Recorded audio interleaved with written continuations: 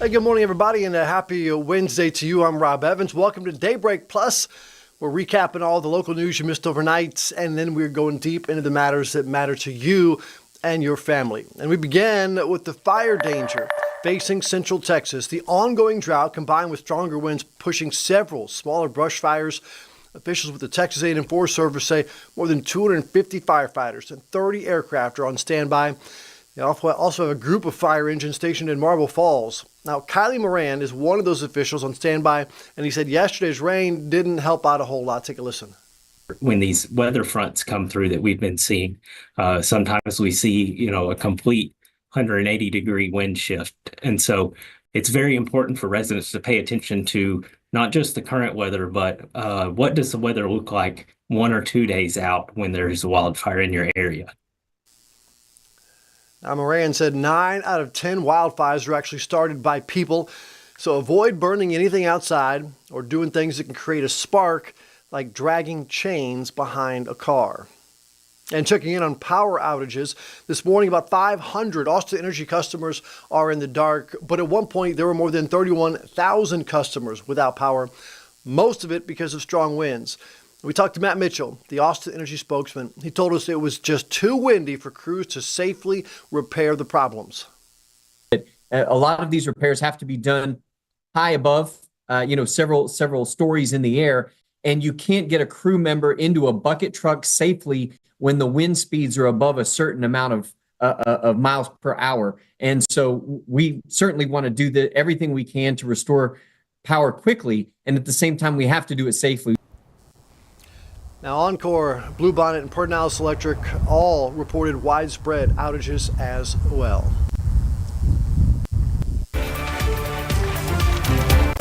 And it's on to politics right now. President Donald Trump delivered his first address to a joint session of Congress since returning to the White House, discussing everything from the war in Ukraine to tariffs and concerns at the border. ABC's Nicole D'Antonio is in Washington with the details. For the first time since his return to the White House, President Trump addressing a deeply divided Congress. America is back. Speaking for a record hour and 40 minutes, the president touting his accomplishments during his first 6 weeks back in office. It has been nothing but swift and unrelenting action to usher in the greatest and most successful era in the history of our country. The president spent little time talking about the economy, but defended his sweeping new tariffs against some of our largest trading partners, including Mexico, Canada, and China. Economists warning those tariffs could drive up costs on things like gas, groceries, and cars. But Trump doubling down. Other countries have used tariffs against us for decades. There'll be a little disturbance, but we're okay with that. The speech coming as many Americans remain on edge over inflation. Uncertainty over the tariffs continued to send markets tumbling on Tuesday. The president also zeroing in on the war in Ukraine and reciting a letter he received from Ukrainian President Zelensky after that explosive Oval Office meeting. It's time to end this senseless war. The address at times becoming heated. Several Democratic lawmakers repeatedly interrupted the president's speech, including this moment when Congressman Al Green stood up and yelled that Trump had no mandate just minutes into his speech. Speaker Johnson directing the sergeant-at-arms to remove him. Michigan Senator Alyssa Slotkin giving the Democratic response, saying his administration has no credible plans to fight inflation. Do his plans actually help Americans get ahead? Not even close. President Trump is trying to deliver an unprecedented giveaway to his billionaire friends. Slotkin went on to say some of Trump's policies could move the country into a recession and warned he could endanger Social Security. Nicole D'Antonio, ABC News, Washington. Now, the Trump administration has published a list of more than 300 federal buildings that it plans to either possibly close or sell. Five of those buildings are right here in Austin. That list includes the J.J. Jake Pickle Federal Building in downtown Austin and the IRS Service Center in southwest Austin. Now, the plans, of course, are part of the Trump administration's efforts to slash government spending, but there is no timeline for a sale or closure just yet.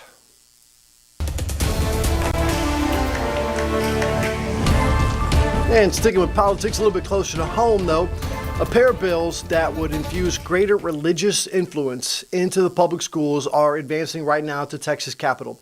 Senate Bills 10 and 11 are top priorities for Lieutenant Governor Dan Patrick. Remember, the higher the number, the more important they are. State senators listening to public testimony on both of these bills yesterday. SB 10 would require the 10 Commandments be not only just posted, but in all elementary schools and all secondary classrooms. SB 11 would require school boards to vote on allowing designated prayer time.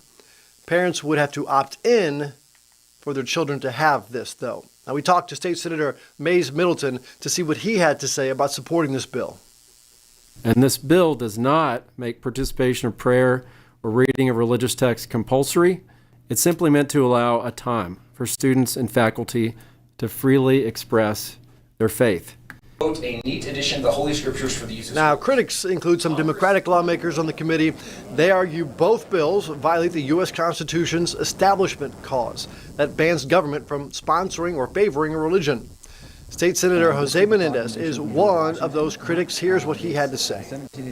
What I don't want to do is impose them on other people, and that's a concern that I have. That's one of the fears that I have, that we're taking our public schools and maybe creating a Sunday school environment. The handbill, it says, hey, there's 30 Now, lawmakers also advanced Senate Bill 13. It would give parents control over what books their kids can check out in libraries at school. All three bills now move to the Based on what you said about the overturn of Lemon. 7:15 right now. Let's take a look at weather and traffic. Grace and Grace, what are we expecting? Yeah, much better conditions today, Rob, in comparison to what we were seeing yesterday at this time. We're already seeing those winds pick up across the area. This morning, we still have some isolated gusts out there, but certainly not as bad as what we saw yesterday. Our fire weather danger is way down from the extreme category it was in for your Tuesday. For Wednesday, we're looking at temperatures 50 degrees for Camp Mabry, 51 over at the airport. Dew points down to the 30s, so pretty dry out there. You can see that bright, beautiful sunshine, a really nice sunrise over Austin right now. 47 degrees for Burnett. Georgetown also on the cooler side as well at 48 degrees. Lots of sunshine around town, and we've been seeing some on and off breezes throughout the morning, up to 18 degrees for Llano and Burnett County. Even breezier still up towards the Waco area. You know, as we head through the day today, we are going to see our wind speeds nod off a bit, and the max wind speeds from yesterday were honestly incredible. Even Dallas, with their showers and thunderstorms, they were recording wind gusts upwards of 80 miles per hour. That is near hurricane strength. Now, our gusts were more, in tow with what you would see in a severe thunderstorm, with almost 60 miles per hour for Burnett, Windy Point Park, and Austin at 52 miles per hour, and then San Marcos and Llano at 51 miles per hour. So today is going to be a breeze. Make a little joke there. A breeze for most of us. Because we aren't going to be seeing as gusty of conditions. Those wind speeds are going to slowly but surely and gradually tone down as we head towards this afternoon and this evening. So sunny and breezy to start. We'll continue to see that sunshine most of the day. 73 degrees for our high temperature today. We do have a couple of wildfires, still active out there. 75% containment for the Clet fire that is west of Johnson City this morning. 101 acres there. And then 80 acres for our Onion Creek fire to the south and west of Buda there. 45% containment, but I do think since our conditions are so much better today, they'll be able to more so contain that fire as we head through the rest of the day. We do have to talk about fire danger for the rest of the week, though, because on Thursday, we boost up to the high and very high category for the hill country. For Thursday afternoon, we'll start to see those breezes gust up to 30 and 35 miles per hour out towards the west end of I-35. So please be aware of that. We still need to kind of keep our head on a swivel because things can change very fast in regards to wildfire danger here in Central Texas. Allergy count for today, I think all of those blustery winds just moved the cedar on out of here. Cedar now down to 17 grains per cubic meter today in the medium category. As for that 7-day forecast, looking pretty nice out there. You know, we'll keep those warm temperatures around, even hot temperatures on Friday. 84 degrees expected there. A few showers and maybe a couple thunderstorms squeeze through for Saturday morning. And then we're back to very spring-like nice conditions for the start of this next week. How is traffic looking out there, Hannah? Goodness gracious, it sure did get a little bit hectic out there. And if you were ever wondering what it's like to live in West Texas, we definitely got a taste of that yesterday. And even waking up today, they're still trying to repair some of those down traffic lights. We still have a couple of power outages across the area and a whole lot of debris across the state of Texas today. A typical sight here coming in from South Austin, but I know our friends in Hays County really going through it from those fires yesterday. Some of you might even be returning home from those evacuations. Taking a live look in Georgetown, starting to see some slowdowns there. But overall, compared to a normal day, it's actually been pretty quiet this morning on the roads. This is our typical slowdown coming in from South Austin. We do have an active crash right off of Twin Creeks Road, not too far from that fire there in South Austin, or south of Austin, I should say. And then we also have some stop and go on the southbound I-35 approaching Airport Boulevard. A reminder that MLK Jr. exit now closed as they're working on that I-35 Capitol Express Central project. South of Hutto, we also have some fallen power cables, it looks like, on Engelman Lane. So heads up for you there. That's also still a concern today. Slowing down in Buda, Manor, Round Rock, Oak Hill, and just be extra careful if you travel for work today. Once again, a lot of stuff is blown out on the roads, and we need to get some light on it so we can take a look around. Mopac, look at that, looking gorgeous. Under 22 minutes for you southbound, under 10 minutes heading northbound from Cesar Chavez. Loop 360 also staying under 10 minutes right now as we are heading out on this hump day. And 183 looking really good, just sliced off a minute there like magic. 7 minutes and 54 miles per hour heading northbound at 6 minutes on this Wednesday morning, Rob. Oh, it is like magic. And speaking of which, this is kind of like magical. A few years ago, could you imagine this happening? More self-driving cars are back on the streets in Austin. Waymo officially launched its autonomous ride-share service inside the Uber app. So for months, the Waymo cars have been collecting mapping data to learn the streets in Austin. You've seen them out there, right? This cool Jaguar vehicles. So on the Uber app, you can opt in to being more likely to get these autonomous vehicles. They're not the first autonomous car company to test here in Austin, but some city leaders, including Paige Ellis, say they feel more optimistic about this launch. Take a listen to what she had to say. I know there was another company that was here in Austin for a while that was having some issues with gridlock. I haven't seen that with this particular company.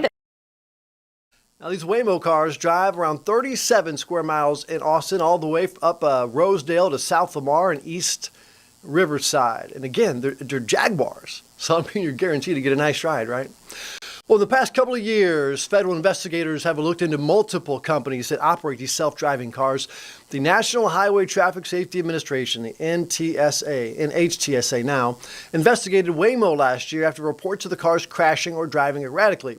The agency also opened an investigation into Amazon's self-driving car service called Zoox, and it started looking at more than 2 million Teslas after one of them got into a deadly car crash while the full self-driving feature was active.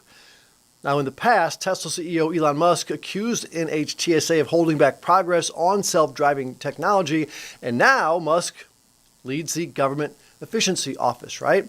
Well, he's leading the efforts. The agency says they've cut a, quote, modest amount of positions at that administration.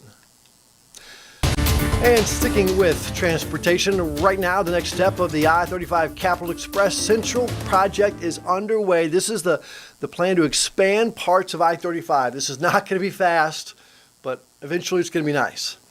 The I-35 southbound upper deck exit to Martin Luther King Jr. Boulevard is officially closed. So again, this is I-35 south upper deck exit to MLK.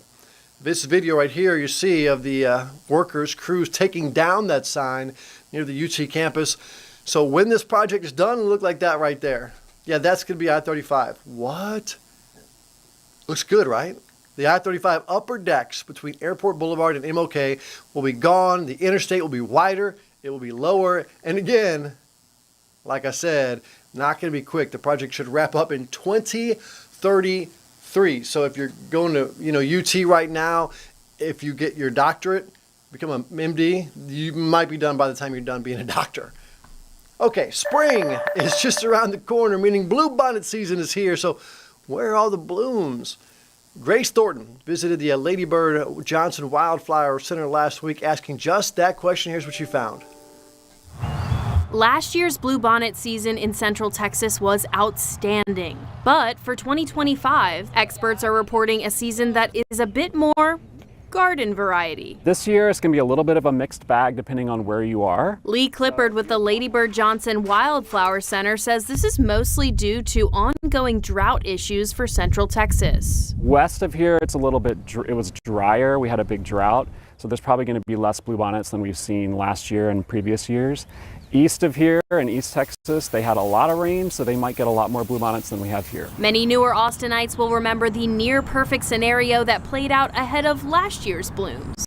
One of the most critical factors that impacts the wildflower season is the winter rains. Early in 2024, Central Texas saw substantial rains, making for the 5th wettest January ever recorded. Then in February, temperatures were above average, leading to minimal freezing. This is what prepped Central Texas fields for a splurge of violet and blue come March. Mother Nature has not prepped as well for 2025. After a flash drought this past fall, this winter has also been too dry. But there is still hope for later spring blooms. There are a lot of incredible wildflowers that come after bluebonnets. Texas paintbrush starts blooming during that time. Those are kind of a red-orange color around here, really beautiful. What I look forward to in late April and May are the firewheels. And those are kind of a reddy orange kind of color. Now, if you do have trouble finding your own bluebonnets this year, Lady Bird Johnson Wildflower Center has a few specially curated patches on their grounds, and they say, hey, come on out. You are welcome for a photo op. Just don't step on the bluebonnets. Whether it's wild or at the center, just don't step on them. Be respectful. And today is the biggest online giving event in Central Texas. We're going deep into the Amplify Austin event, a push to support nonprofits around the area. More than 750 groups and organizations are taking part. That's more than last year. The group I Live Here, I Give Here helps organize this annual event. And I sat down with the executive director who says nonprofits really need the help this year. And the executive director, Piper Nelson, joins us right now via Zoom. And big couple of days for you. Talk about the excitement going on. We are really excited about Amplify Austin Day. So this is a 24-hour online giving event where we're hoping to raise $10 million for our nonprofit community. $10 million is a big goal. Is it doable? Let's hope so. We hit $10 million last year. We're hoping we can do the same, maybe more this year. $10 million divided over how many different charities, how many different nonprofits? So this year we have 755 nonprofits participating. Last year we had 731. I think the difference is that there is sort of greater insecurity for nonprofits this year. And we do a lot of great work with nonprofits throughout the year, but I think there's a heightened sense of the financial situation. And so people want to participate. There's a lot of change going on federally, locally, statewide as well. How much does that really affect? Obviously, you talk to these nonprofits a lot. How much worry do they have right now? There is a lot of uncertainty among the nonprofit community here in Central Texas, everywhere, honestly. But we feel it both at the federal level, the state level, the local level. And I think that because of that uncertainty, because people just don't know what the next year is really going to look like, people are more keen to raise funds in some of these unrestricted ways. Amplify Austin Day allows nonprofits to raise money that they can use for anything that they need. As opposed to the rest of the year, what's the difference between Amplify Austin Days and the regular year? So when we're talking about federal funding, state funding, local funding, one of the things that happens is that those funds are frequently for specific projects or programs. So that funding has to go specifically for that. The nonprofits during times of uncertainty have costs that come up. Maybe they have a pipe that bursts and they have to be able to pay for that. Maybe they have staff that is struggling and they need to pay for more mental health resources. Maybe they have extra cats in the shelter and they need to buy more blankets. But when they have unrestricted funds, they can really fill in the needs. Obviously, the cost of living continues to go up. So for these workers that are at these nonprofits who are there for the right reason, because they love what they're doing, they need to have that extra income. Yeah, we believe firmly that nonprofit employees are passionate, brilliant people for the most part that really deserve to make a great living wage. And we hope that a good part of Amplify Austin Day is going to ensure that those folks receive the salaries they deserve. How can people give when they go on tomorrow? What can they do? Thank you so much for asking. So we have amplifyatx.org. That's amplifyatx.org. Again, this is an online event. And one of the best things about that site is that it's very easy to navigate. My mom was just talking to me this morning about how she loves to go in there and basically shop for the nonprofits that she cares about. And so you can search through those 755 nonprofits by the county where they're located, by their cause category, anything from pets to civil rights to land conservation. And then you can also search in a number of other ways. So you can really think, what are the things that I most care about? How do I want to dip my toe into giving? Find those organizations, and even $5 makes a difference. Let's search this morning on Habitat for Humanity. I love them. Big Brothers, Big Sisters. So many, obviously, different great charities right there. 700 of them. What if I can't decide? What if I say, I just can't decide? What do I do then? So what's really lovely is that we, throughout the year, but particularly over the next 24 hours, are raising money for the Amplify Fund. This is money that's matching money. This is money that people give us, and then we give back to the nonprofits. So for example, if you know that you love the organizations that are working in the disability services area, then you can make a gift to the Amplify Fund for that area, and it will get evenly distributed among those organizations. I have a 12-year-old son, and one of the things that he does for his community service is raise money, and he raises money for the Amplify Fund because he loves the fact that he can give money to that fund, and it gets dispersed right back to all of the nonprofits in Central Texas. How long have you been doing this for? Has the organization been doing this for? So I Live Here, I Give Here is the nonprofit that puts on Amplify Austin Day, and we started in 2007, really with the goal of building generosity in Central Texas, getting people to give back. But Amplify Austin Day started in 2012, so this is our 13th year of doing it. Since then, we've raised over $112 million for the Central Texas nonprofit community. It's incredible. I know. What is the reaction when you hear from these nonprofits? And a game changer for a lot of them, I'm sure. It really is. And what's amazing is that we have nonprofits that are really small, and we have really big nonprofits, right? Some of those smaller ones, about 22% of them actually don't have any staff. They are completely volunteer-led, just passionate people who are saving pets or cleaning their park or whatever it is, right? So that percentage of the nonprofits in particular, this can frequently be the funding that they raise for their entire year, right? This is imperative to them. Other nonprofits use this day as a day to raise money for a specific program. For example, the bat conservation, they raise money on this day to hire full-time staff for the pupping season, so when the baby bats are being born. Other nonprofits like Via Hope have used this as a way to sort of bridge funding gaps. And other nonprofits like the Austin Parks Foundation do really cool things where the Austin Parks Foundation will match the funds raised by your local park on Amplify Austin Day. So people use it in any way that they like. There are obviously several more charities this year than there were last year, but more than 700 total. For next year, how can charities who are watching right now become a part of Amplify Austin? So we're actually right after Amplify Austin Day this year. We, throughout the year, provide programming to nonprofits, fundraising training, marketing training, meetups. We're talking a lot about federal funding right now, right? And so if a nonprofit wants to get involved in some of those training and that networking work, they can join us at a very prorated cost after Amplify Austin Day. As for joining Amplify Austin Day for next year, we open enrollment in October, and we would love to have every and all nonprofits that would like to participate starting in October. What is it going to take to raise that $10 million? The people that are watching right now. So it's going to take all of us giving $5. It's going to take every single one of us saying, what do I care about? What is going on in the world that I need to step up this year and give even $5, $10, $10,000, whatever you want to give. but really it's going to take each of us. The other thing that we really look at is the number of people giving. Every year, it's around 30,000 people. We would love to see that higher this year. We would love to see that this year the community says, there's a lot in the world I cannot control, but I can give back to my community, and I'm going to do it this year on Amplify Austin Day. So that's kind of our dream. The way that the world is right now, I think that it's very easy to feel like you are isolated, like you are not a part of a community. And on this day, what we want is people to just get involved. Whether you are donating $5, whether you're finding an organization that you want to volunteer an hour of your time to, whether you're sharing a nonprofit social post, what we're saying is we just want people to give back. We want you to be a part of this community, because when you're a part of the community, not only does it make you feel better, but frankly, what we can do together is so much more incredible than what we can do individually.